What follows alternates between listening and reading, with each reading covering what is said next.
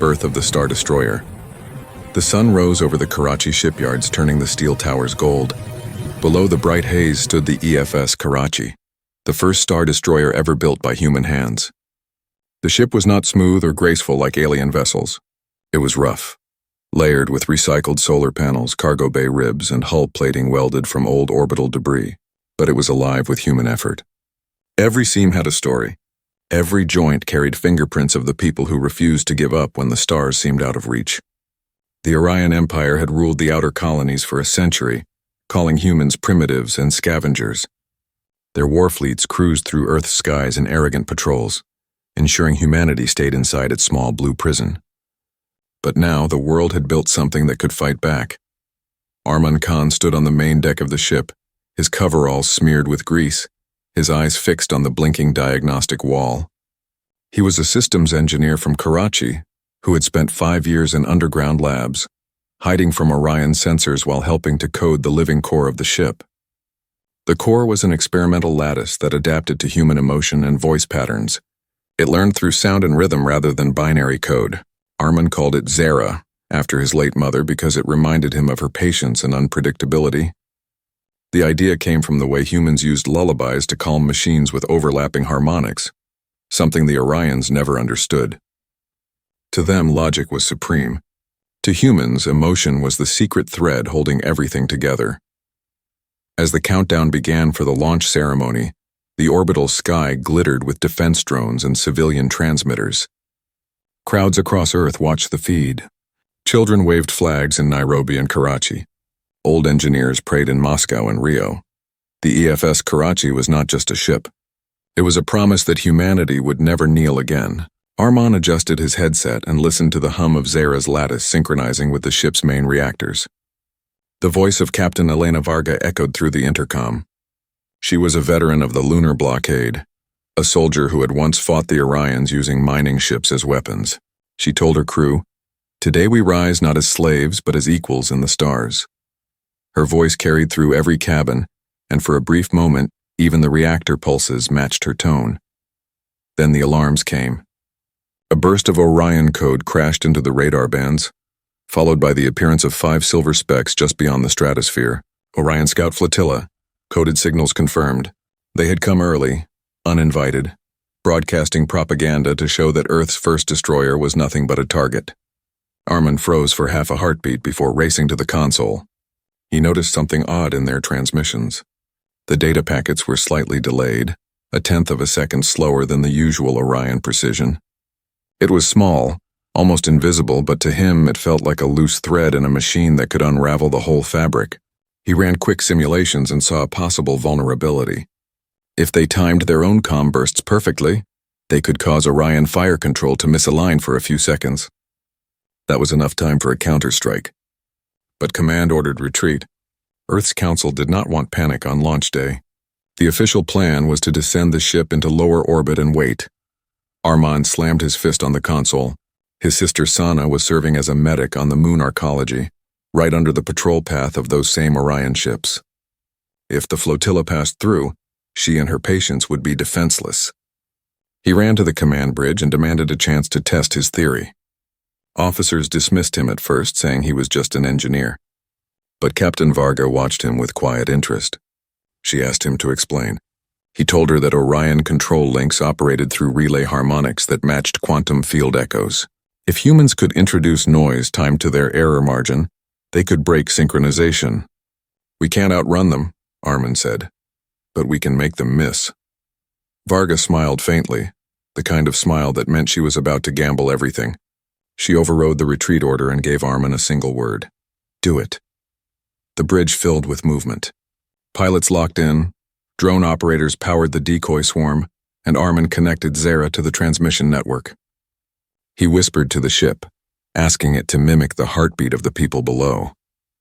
Zara's hum deepened like a living engine waking from sleep.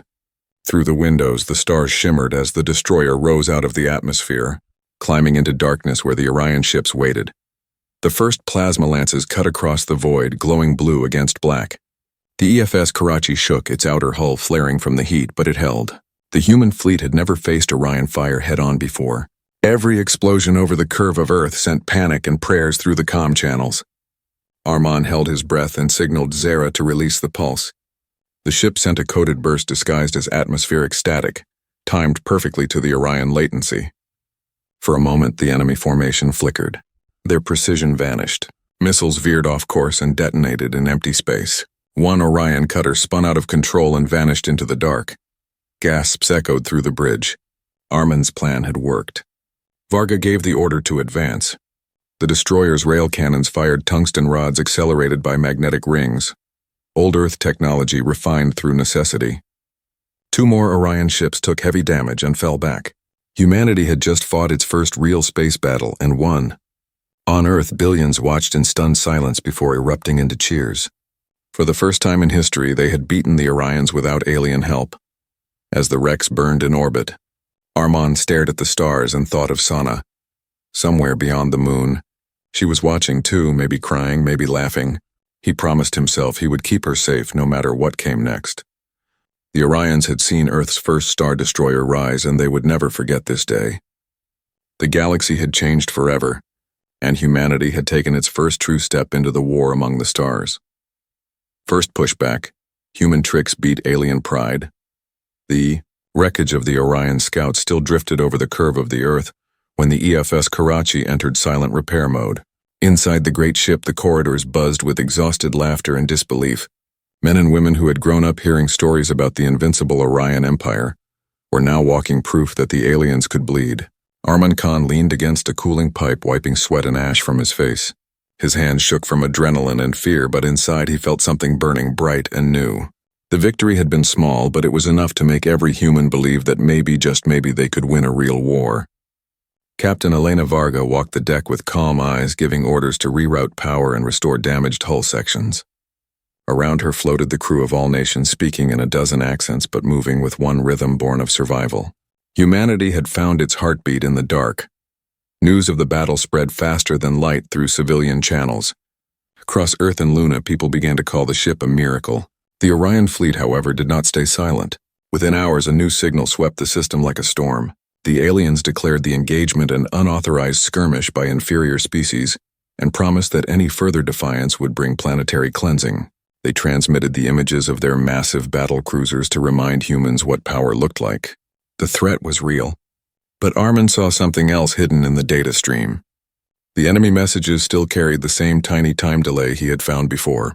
He recorded every pattern and noticed how the delay shifted slightly, depending on which ship relayed the command. Somewhere there was a central node directing all of them, and it was struggling to keep up. He shared his theory with Priya Rao, the ship's hacker and linguist who had once cracked Orion codes using old satellite music archives. She listened and nodded with that mischievous spark in her eyes. "If we can't outgun them," she said, "we'll outthink them." Captain Varga approved a field test. They would simulate a retreat toward the Indian Ocean and draw in a smaller Orion cutter patrol to study their coordination. The plan was dangerous because it required the Karachi to fight with minimal shields and only partial weapons ready. Arman and Priya worked side by side for 3 sleepless days, building a decoy cloud from whatever the ship could spare. They hacked fishing drones, balloon cameras, and old weather satellites, reprogramming them into a swarm that could mimic the heat and radar signature of a destroyer.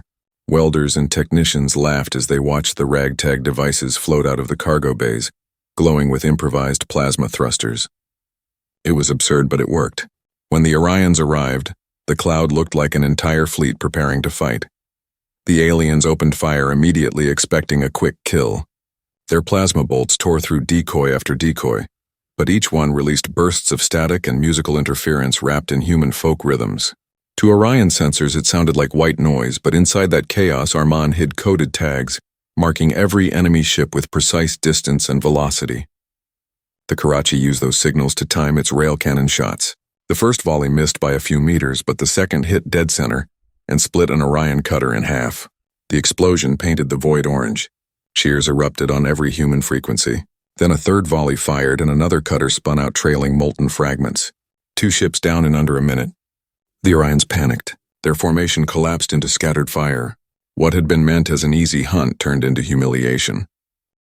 On the bridge, Captain Varga's expression remained steady, but her knuckles were white around the command rail. She ordered full burn toward the shadow side of the moon, where the ship could hide from long-range scanners. Armin stood beside Priya watching the data feeds pour in. The Orion command network pulsed like a living heartbeat. They could see how each ship waited for orders before acting, and how the delay grew worse as distance increased. "That's it," Armin whispered. "That's the leash. They can't move without the relay." Priya nodded and began to trace the source. It led to a sector near the Orion arm marked M42 in old human charts. If they could find and cripple that relay, they might blind an entire fleet. Back on Earth, people celebrated in the streets while governments struggled to keep control of the narrative. Some wanted peace talks, others wanted revenge. The Orion ambassador sent cold warnings claiming that Earth's actions were reckless. Behind every diplomatic word lurked the promise of annihilation. Captain Varga knew they had little time before the real fleet arrived. She ordered the ship into high orbit to refuel and rearm. Volunteers poured in from every station and colony, bringing supplies and data. Humanity's unity was raw and chaotic, but it was growing stronger every hour. In the midst of this, Armin received a message from Sana. The video feed flickered with static, but her smile still shone bright. She was now assigned as a medic near the lunar front where wounded miners and engineers were being treated. "You did it, Bai," she said, calling him brother in the old way. "You showed them we're not dust." He tried to smile back, but fear gnawed inside him. The relay he and Priya tracked was drifting closer to the moon. If the Orions used it to coordinate an assault, the medical convoys would be first to die. He promised her quietly that he would make sure the war never reached her again. Later that night in the dim reactor bay, Armin sat listening to Zara's hum. The ship's living core responded to his mood with faint ripples of light across its crystalline walls. He spoke to it as if to a friend telling it about Sana and about the future he wanted to see. Zara pulsed in rhythm like a heartbeat, and he thought maybe it understood. Suddenly the hum shifted, and his console flashed a warning. A captured Orion probe floating near the debris field had just reactivated itself and sent a signal burst toward deep space. Priya rushed in, reading the data. It was a beacon call to the relay, and its trajectory confirmed their worst fear. The relay was moving inward toward Earth. Armin stared at the stars outside the viewport. The tiny lights that had once seemed peaceful now looked like eyes watching from the dark. Humanity had drawn blood, and the enemy was coming. But this time they would not find a world afraid. They would find a world ready. He turned to Captain Varga and said simply, "We have to strike first." She looked at him for a long moment, and then nodded. The era of hiding was over. The war for humanity's place among the stars had just begun, and the EFS Karachi was going to lead it. Rising cost, the price of courage. The EFS Karachi floated in the shadow of a broken asteroid field, its metal skin, patched and welded after 2 fierce battles, but its heart burning with the same wild defiance that had started on launch day. The ship had become more than a weapon. It was now a moving symbol of human unity. The Orion Empire had declared Earth a quarantined world, yet every hour more people joined the cause.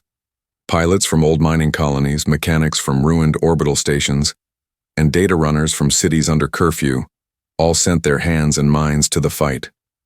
The shipyards of Earth glowed through the nights like cities of fire, and the sound of hammers and plasma torches echoed across continents. Humanity was doing what it did best, turning fear into invention, turning pain into progress. Arman Khan worked tirelessly in the systems, bay surrounded by heat and the rhythmic pulse of Zara, the ship's living core. The lattice shimmered with a faint golden light as it processed new tactical codes and battle data. Armin had seen war before, but this was different. It was not a fight of soldiers alone. It was a fight of welders and coders and dreamers working together to prove that intelligence and emotion were as strong as any alien warship. The mission now had a name. Operation First Ember, a plan to capture an abandoned asteroid, refinery, and turn it into a human stronghold. It would serve as both a repair dock and a factory to build new drone swarms.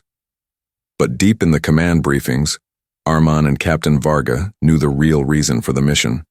They needed to get closer, to the Orion relay that controlled their fleets.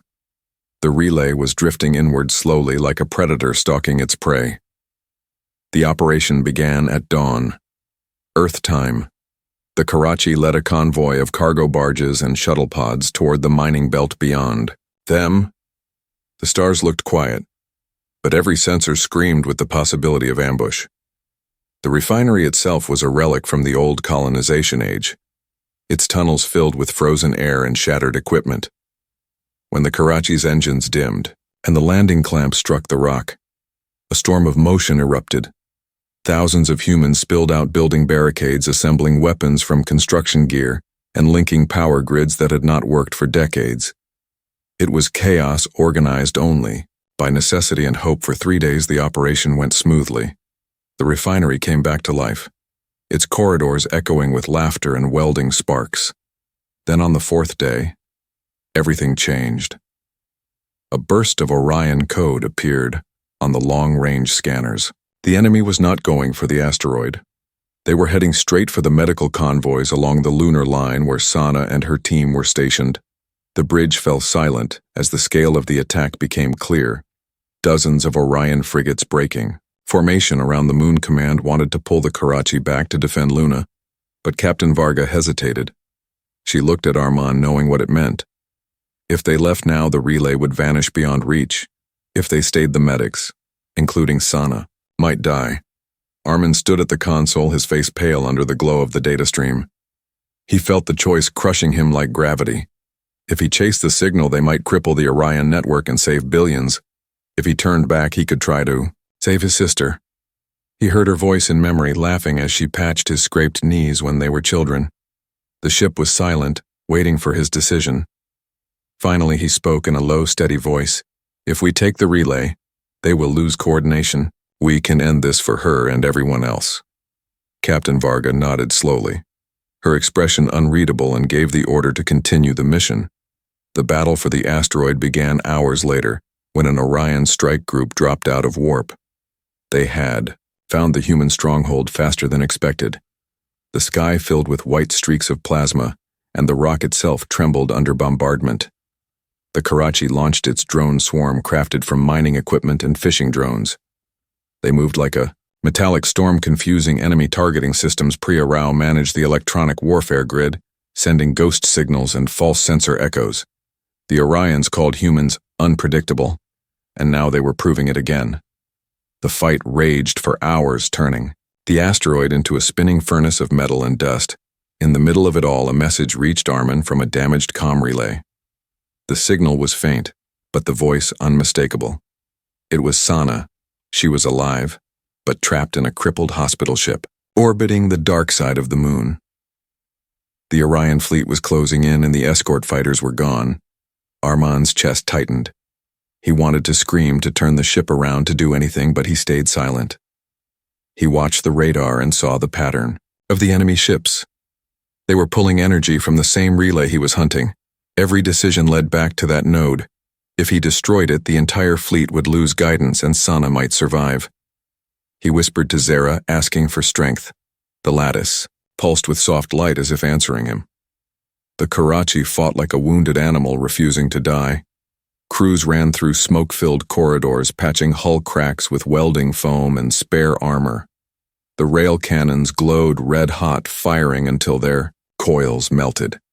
Even when ammunition ran low, the crew used cargo loaders as makeshift rams, smashing into Orion drones and cutting them apart. The ship's reactor nearly overloaded twice, and only Zara's adaptive lattice kept it stable. Human improvisation filled every gap where technology failed, and that made them terrifying to the enemy. When the battle ended, the asteroid was a ruin. But still in human hands, the Orions retreated, leaving behind fragments of data and wreckage. The cost was heavy. Hundreds dead and hundreds more missing.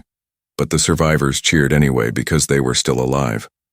Arman collapsed near the systems bay, his ears ringing from the shock waves.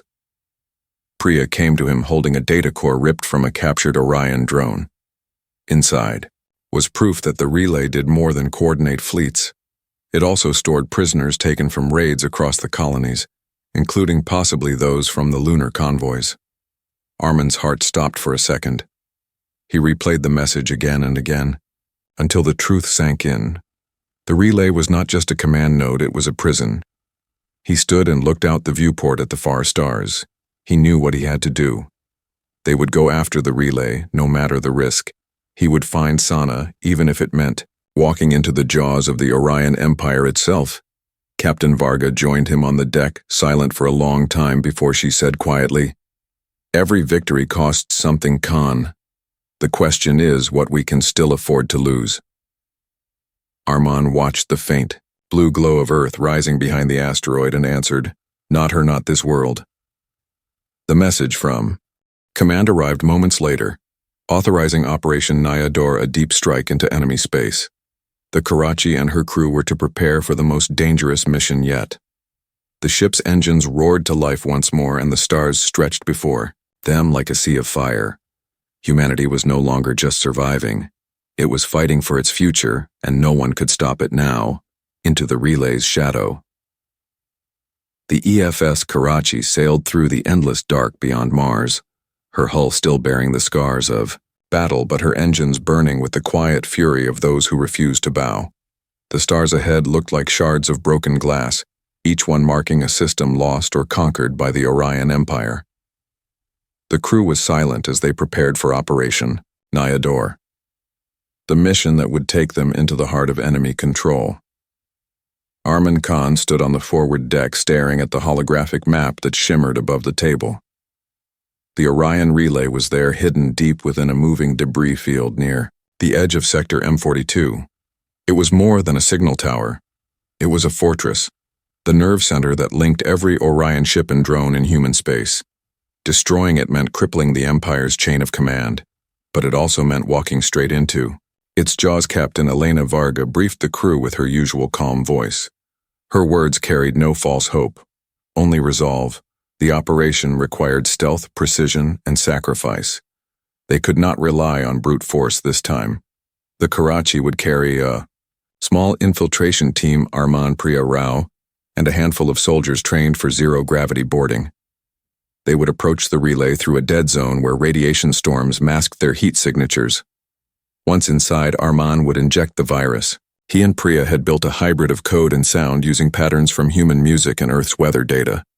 The virus would hide inside the background noise of the relay network until it reached the core, and then it would spread through every linked ship. The theory was elegant and mad all at once, but madness had become humanity's greatest strength as the ship prepared for the jump. Arman found himself alone in the systems bay, talking softly to Zara, the living core. The lattice glowed, faintly in the dim light responding to his voice. He told it that this mission might be the end and that if anything happened, it should protect the crew even if it meant shutting down. He remembered his sister Sana's voice from the last message, before her ship went dark, and felt the familiar pain twist inside his chest. He had chosen duty over her once, and it haunted him every waking hour. He whispered to Zara to help him make it right somehow.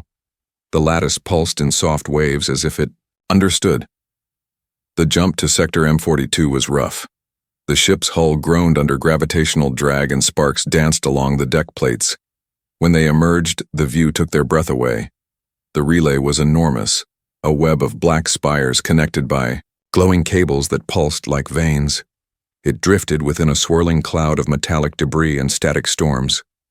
Lightning flickered through the field, casting ghostly light across the alien structure. The Orions had built it from the bones of conquered worlds. Arman could see fragments of ships fused into the architecture, human vessels among them. The sight filled him with cold rage. The Karachi dropped its reactor output and released the infiltration team in stealth pods. Each pod was wrapped in reflective skin that mimicked the surrounding radiation field. Arman sat inside one of them, his heart beating fast as they drifted toward the relay. The silence was complete. No engine noise, no chatter, only the faint crackle of static against the hull. Priya sat opposite him, her face lit by the pale glow of her wrist console. She gave him a small grin. "You realize if this works, they'll rewrite the definition of impossible after us." He managed a thin smile. "If it doesn't work, we won't be around to argue about it." When the pods reached the outer hull they attached with magnetic clamps, the team cut through the black alloy using a portable plasma saw. The smell of burning metal filled their suits as the first hole opened into a long tunnel filled with blue light. The air inside shimmered with energy fields that hummed like a distant song. The Orions had created a machine that almost breathed. The deeper they went, the stranger it became. Walls shifted in subtle rhythm as if sensing their movement. Priya whispered through comms that the architecture was partially alive, a mix of organic circuits and mechanical control. Armin knew then that his virus needed to do more than corrupt code, it needed to touch the living pattern. They reached the relay's central corridor and set up the injection node. Priya connected her console to the alien terminal. The screens filled with flowing glyphs and pulses of color. She began humming softly, using her voice to tune the signal. The virus was hidden in that sound and the human rhythm that no Orion algorithm could read. Armin watched the transmission build until the console glowed white. Then something unexpected happened. A faint echo came through the feed, a sound buried deep in the noise, a human voice humming an old lullaby. He froze. It was Sana's song, the same one his mother used to sing when power cuts left them in darkness. The signal came from inside the relay, deeper than any data node. Priya looked at him and shook her head, but he could not let it go. The captain's voice came through the line, warning them that Orion patrols were converging. The infiltration window was closing fast. They had to leave now or be trapped. Armand stared down the corridor, knowing that if he stayed 5 more minutes he might find his sister. He told Priya to finish the upload and handed her the control key. She protested, saying the mission came first, but he had already made his choice. He would find the source of that song, even if it cost him everything. He moved deeper into the relay, passing through chambers filled with glowing cocoons. Some held Orion soldiers in stasis. Others contained prisoners of different species frozen in strange energy fields. When he reached the final chamber, he saw a row of human figures locked inside translucent pods, their faces pale, their bodies wired into the structure. He scanned them desperately, and then saw her Sana. Her eyes closed, her hand pressed against the glass as if reaching for him. He rushed forward, but the moment his hand touched the pod, an alarm screamed through the relay. The entire structure shuddered with movement as if waking up. Armin shouted for Priya to trigger the virus early. She hesitated, but obeyed.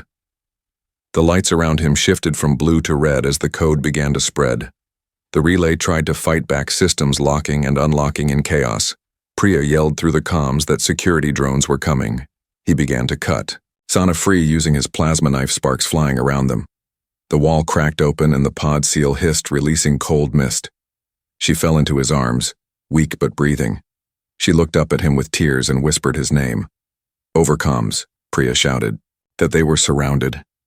The Orion patrols had arrived. Armin carried Sana toward the extraction tunnel, every step slower, as the station quaked around them. The last thing he saw before the door closed was a swarm of drones pouring into the chamber, and Priya fighting to hold the firewall open. The Karachi's engines roared over the comm line, ready to extract them, but they were seconds too late. The relay had begun to realign its targeting arrays toward Earth. The virus was in, but the timing was broken. The human team had done the impossible, and yet the price was only beginning to show. The relay pulsed like a heart gone mad, lightning bursting through its cables.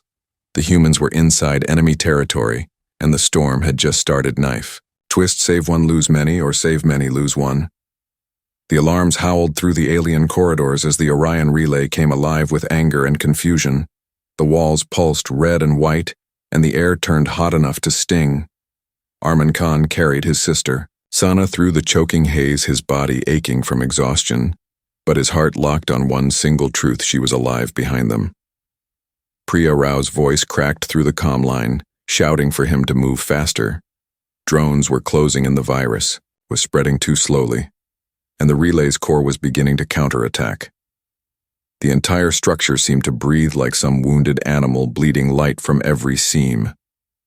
Armin ran down a sloping passage that bent in impossible angles, trying to find the extraction shaft where their escape pod waited. Sana's voice was faint against his chest. She told him to leave her. She said he had to finish the mission and save Earth, but he shook his head, refusing to listen. He remembered how he had left her once before, how he had chosen duty over family, and how that choice had burned in him ever since. He would not do it again. The corridor ahead split into two paths, one glowing with power, conduits, the other dark and silent. He chose the dark way, following the map in his visor. The floor vibrated as explosions echoed somewhere above. Priya had triggered part of the virus early to create confusion, but the cost was high. The system's defense AI was awake now, and it was rewriting its own security codes faster than human software could keep up. Priya's voice came again, softer. Now she told him that Captain Varga was engaging the enemy fleet outside, buying them time. The Karachi had emerged from stealth and was now firing on the relay's shield pylons to weaken the system. The sound of her words made Arman's throat tighten. He could picture the captain standing on the bridge, calm and fierce, guiding a ship that should have been dead twice already. The connection crackled as a sudden blast rocked the tunnel. The lights went out, and for a moment there was only darkness. Arman held Sana tighter and kept moving, feeling the walls with his hands until his glove brushed cold metal and access hatch. He pried it open and found a narrow maintenance duct inside. The duct smelled of ozone and strange oils. It was just wide enough for him to crawl through, dragging Sana after him. He could hear the clicking of the drones behind them, like insects scraping metal. The relay was sending everything it had to stop them. His visor flickered with error codes. The AI was learning from his movements, predicting where he would go. He whispered to Zara through the comlink, asking the ship's living core to interfere with. The signal Zara responded with a low hum that pulsed through his bones. The alien static on his visor softened, and the path ahead cleared for a moment. He realized that Zara could feel the relay's network, as if two living minds were facing each other across the void. They reached the end of the duct and dropped into a circular chamber filled with shimmering cables. The floor was a transparent disk, showing the massive energy stream below. Priya's voice came again, shouting that the virus was nearly ready, but the relay was reconfiguring to aim its main communication beam directly at Earth. If it completed the cycle, it could overwrite every satellite and defense grid on the planet, turning the entire network into a leash for the Orion fleet. Arman looked at the pulsing floor beneath his feet and knew what he had to do. The core control port was right below them. If he could plant a manual override there, it would release the full virus immediately, but the surge would also burn through the chamber, killing anyone inside. Sana sensed it too. She tried to push him away, telling him she was already weak from stasis, that he had to finish this himself, but he refused. He would not leave her, not again. He pulled the small override module from his belt, the one Priya had built as a last resort. It was no larger than his palm, but inside it carried a spark that could cripple an empire. He opened the access hatch and lowered the module into the stream of light. The chamber shook violently. The relay's defenses screamed through every frequency. Drones burst through the walls, their weapons glowing. Arman covered Sana with his body and fired his pulse pistol until the battery died. The heat was unbearable. On the Karachi, Captain Varga watched the sensors as the relay's power signature spiked. The ship was surrounded by Orion cruisers, yet she kept the destroyer on course straight toward the enemy lines. Her officers shouted warnings that the shields were failing, but she ignored them. She had one goal: to give Arman time. She ordered a full power surge from the engines and aimed the ship toward the relay's anchor strut. The EFS Karachi moved like a wounded predator, her hull burning her guns, silent her crew, chanting in every language they knew. The Orions could not understand why humans fought like this. They called it madness. Varga called it love. Inside the relay, Priya screamed into the comm, demanding Arman to respond. He did not answer. Instead, his voice came through faint and steady. "Tell them to finish it, Priya.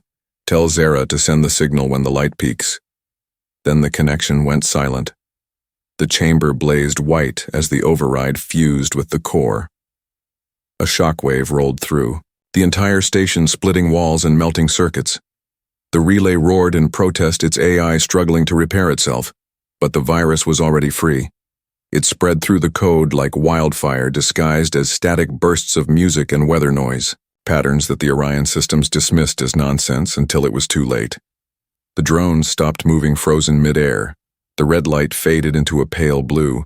The AI tried to reboot, but its commands looped back on themselves. Armin collapsed beside his sister. His strength gone, but his eyes still open. Sana whispered his name and told him that the stars were beautiful. He smiled weakly and told her that this time he had kept his promise.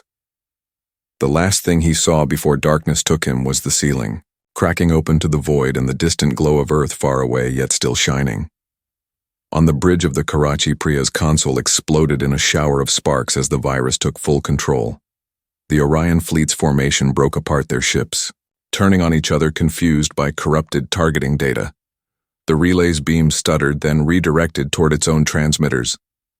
A chain reaction began collapsing the energy field that held the structure together. Captain Varga gave one last order to her crew to brace for impact. The ship's engines flared one final time as she drove it into the relay's damaged spine. The collision split the structure in half. The explosion painted the stars white and gold. For a moment, the galaxy went silent. No signals, no commands, only static. Then slowly, human voices began to fill the channels. People cheering, crying, whispering names. The Orion armada was in chaos, unable to coordinate, cut off from its leader nodes. Earth was safe at least, for now, but the cost was staggering. Priya called out for Arman and Sana again and again, but there was no answer. Only the echo of a faint heartbeat from Zara's core. The ship floated broken but alive in the wreckage. The humans had won the battle, yet the question remained at what price. The war was not over, but something had changed forever. Humanity had proved that its spirit could outshine any empire, that its love and rage and hope were weapons no algorithm could understand. Humans refuse to break. The wreckage of the Orion relay drifted across the void like the bones of a fallen god, the twisted spires glowing faintly in the dark. From within the debris field, the EFS Karachi hung battered and half silent, her hull torn, her engines crippled, but her heart still beating through Zara's living lattice. Inside the ship, the air was thick with smoke and the smell of burnt metal. Captain Elena Varga stood on the cracked bridge, her uniform torn, her hands shaking, yet her eyes bright. With defiance around her, the crew struggled to keep the life support running and patch the wounds of a ship that should not have survived. The sensors showed that the Orion fleet had fallen into chaos, their ships firing at one another, or vanishing, into uncontrolled jumps without coordination. But the victory was incomplete. The relay's core had not fully collapsed, and fragments of its command signal still reached scattered enemy units. Some were regrouping and preparing for a blind assault, straight toward Earthen. The dim light of the medbay Priya Rao moved between the injured like a ghost. Her hands trembled as she adjusted the stabilizers on a cryopod. Inside lay Arman Khan, his face pale, his breathing shallow. He had been pulled. From the relay wreckage hours after the explosion, Zara had guided the rescue drones to him using the faint pulse of his voice recorded in her memory banks. Sana lay beside him, awake but too weak to move. She had not spoken much since they were brought aboard, only stared at the ceiling, whispering fragments of songs they both remembered from childhood. Priya watched them and felt both relief and guilt. She had finished the upload that Armin started.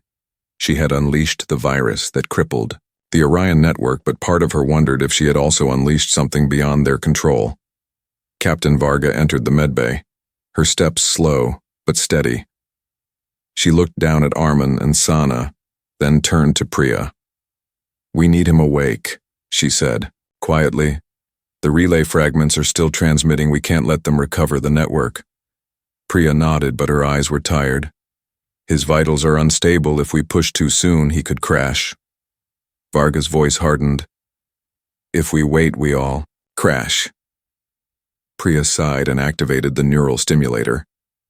A faint light spread across Arman's temples. His eyes fluttered open, and for a long moment he looked lost between dream and reality. Then he focused on Varga. Is it over? He asked. She shook her head. Not yet. The fleet is regrouping. The relay corps is still talking to them. We need to finish what you started. Armin sat up slowly, ignoring the pain that burned through his chest. He turned to Sana, who gave him a weak smile. You always find trouble, she whispered. He smiled back and brushed a strand of hair from her forehead. You always find a way to forgive me. Then he stood unsteady but determined, and followed Varga to the bridge. The view outside was a nightmare field of drifting wreckage and lightning storms of ionized dust. Zara's voice came through the intercom, soft and calm. Arman, the relay is trying to rebuild itself. Its remaining nodes are broadcasting a new pattern. He frowned, studying the data on the cracked display. That pattern isn't Orion code, it's ours. Priya joined them carrying a half-burnt tablet. She explained that part of the virus had merged with human transmissions back toward Earth. The system was now using snippets of human language, songs, speeches, and even random chatter as encryption keys. The Orion remnants could not decode it, but neither could humans. The relay core's fragments were alive and reacting to human input. It's using our own voices to protect itself, she said. If we don't control it soon, it could lock our own satellites against us. Arman stared at the data in silence, then said, It needs a trigger, something to define what counts as human. It's waiting for a signal of identity. Varga asked what he meant, and he told her that the virus was designed to recognize the rhythm of human speech as a security key, but it had never received a complete sample because the upload was interrupted. If they could broadcast a true full spectrum of human voices, the virus would awaken completely and take control from the relay remnants. Priya hesitated. That's billions of voices, we can't coordinate that. Armin turned to Zara. You can link to the planetary comm grid, can't you? Zara responded yes, but warned that power was too low to sustain a global transmission. Armin looked to Varga. Then we used the last thing we have left, hope and noise. They rerouted every functioning array to the communication deck. Earth was a tiny blue curve far below, but its networks were still listening. They began to transmit open channels, every language, every frequency. Armin spoke first, calling out to humanity, his voice raw and hoarse. This is Armin Khan aboard the EFS Karachi. The Orions are broken but not gone. We need every voice, every sound, every word, speak, sing, shout. Whatever you can do, let the universe hear you. At first there was silence. Then one by one voices began to answer. A teacher in Lagos leading her students in song. A farmer in Argentina reading a prayer from memory. A pilot on Mars shouting through static.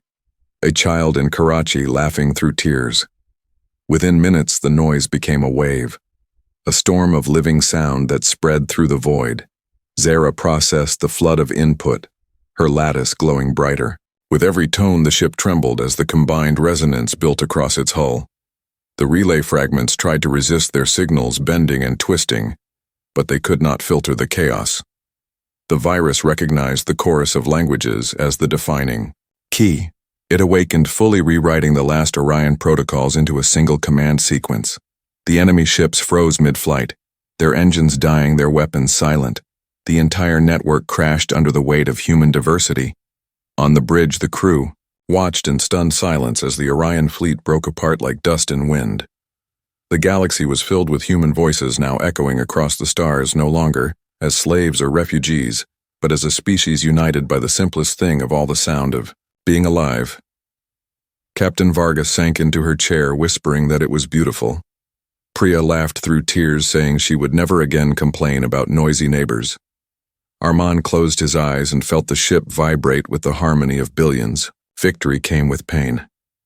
The Karachi's systems were collapsing, the overcharged arrays melting under the strain. Zara's voice weakened, but still warm. Arman, the signal is complete, but I am fading. I have given all power to the transmission grid. He pressed his hand against the lattice wall, feeling its pulse slow. You've done enough, Zara, thank you. The light dimmed, and the hum faded, leaving only the whisper of static. The ship drifted silently through the wreckage, the stars, reflecting off its cracked hull like tiny candles. Hours later, a faint signal reached them from Earth. The world had survived. The relay's collapse had freed thousands of captured colonies and shattered the Orion command structure across the system. People were cheering. The impossible had happened.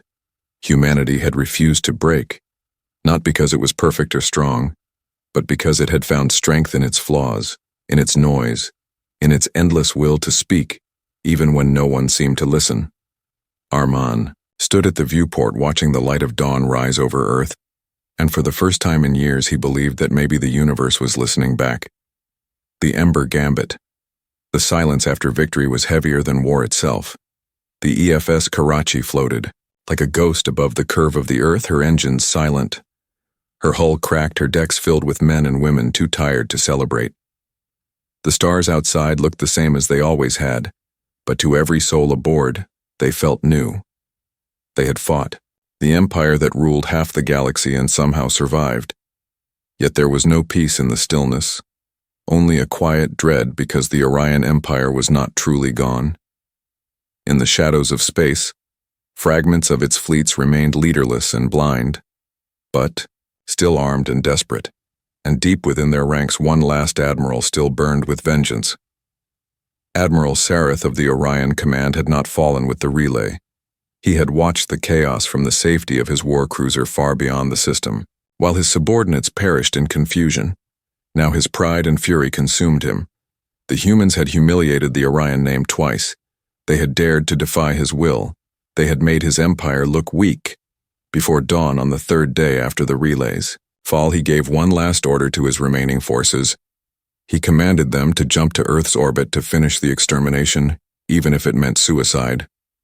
His fleet would make one blind hyperspace jump without relays or coordinates, guided only by instinct and hate. He would burn the human homeworld to ashes and erase their victory from history. On the Karachi, Captain Elena Varga stood on the shattered bridge staring at the dark void ahead. She had not slept in 2 days, but her voice remained calm as she addressed her crew. The sensors had picked up gravitational ripples patterns that did not belong to natural space. The Orion fleet was coming. They were making a blind jump through distorted space, the most reckless act possible. No one sane would attempt it, but she knew the Orions were not acting on logic anymore. They were acting on wounded pride. Arman Khan stood beside her, his body weak from his injuries, but his mind still burning. He watched the readings appear on the cracked screens and whispered, "They are guessing our coordinates. They will jump blind and tear space open if we do nothing. Earth will die before sunrise." Priya Rao joined them, her hands shaking as she held up a data pad. "We could trigger a false jump field, make them think Earth's gravity is somewhere else," she said. Varga frowned. "We don't have enough power for a field that big." Arman stared out the viewport where the planet glowed like a blue lantern, and then looked at the solar grid that circled it. A crazy idea formed in his mind. What if we don't use the ship? What if we use Earth itself? They turned toward him confused. He explained that if they could overcharge the orbital solar arrays and the planetary fusion reactors, they could project a massive electromagnetic field shaped like a gravity well, a fake star above the planet, a decoy strong enough to fool the Orion jump sensors. If the enemy fleet jumped into it, the distortion would tear them apart. It was impossible, but so was everything humans had done so far. Captain Varga smiled, that small, dangerous smile Arman had learned to recognize. "We call it the Ember Gambit," she said, and the name spread through the ship like fire. Every surviving crew member moved to their stations despite exhaustion, despite wounds, despite fear. The message went out to every colony, every power station, every satellite. Engineers, miners, civilians, even children listening on homemade radios joined in, synchronizing systems with the Karachi's command. The countdown began 60 minutes to ignition. Arman worked with Priya, linking Zara's remains to the planetary grid. The AI's voice was weak, barely a whisper, but it still answered, "I will help one last time," she said. As the minutes passed, Arman spoke to Sana in the medbay, telling her about the plan. She tried to sit up, but he made her stay down. "You've done enough," he said. She smiled faintly. "You always say that when you know we're about to die." He kissed her forehead and promised that this time he would come back. The lights flickered as the ship's systems linked with the global grid. A low hum filled the air, growing deeper like a heartbeat. The Earth itself was awakening. Orion fleet burst from hyperspace moments later, ripping the darkness open with flashes of blue fire.